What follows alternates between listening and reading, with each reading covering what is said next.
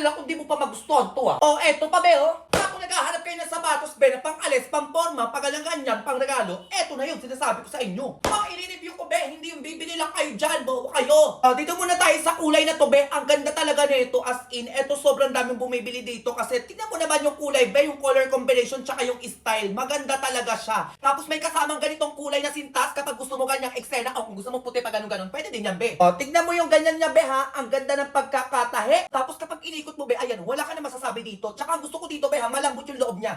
Ayan siya, Mukha ito mamahalin, be, pero mura lang talaga to. Tapos yung style niya dito, be, ang ganda-ganda niyan. O kung gusto mo ng kulay ganito, kulay maroon yung sintas. Kung gusto mo ng white, problema mo na yan, be. Eto size panlalaki. Eto naman yung size na pambabae. Kung gusto mo ng kulay white, problema mo na yan, be. Eto na yan, sinasabi ko sa inyo. Ang ganda rin ng white na to, be. Ayan, sobrang puting-puti siya. Diba? Ayan, nakikita nyo ba yan? Kapag inikot mo yan, be, ewan ko na lang kung ano pa masabi mo dyan. Ang ilalim pa gano'n, maganda rin ang loob. Malambot-lambot, komportable sa oten. Tapos maganda rin yung sintas, maganda rin yung pagkakatahe. Ang ganda rin neto, be, Totoo lang talaga. Ganito siya, be, kapag malapitan para makita nyo talaga yung details niyan. Ito naman yung white, diba?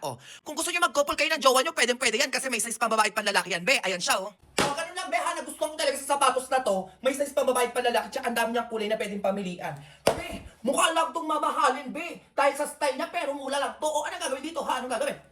I-check out ko kayo. Huwag niyong iniinit yung ulo ko, ha? Nandito yan yung basket. Parang di ka na grade 2. Go.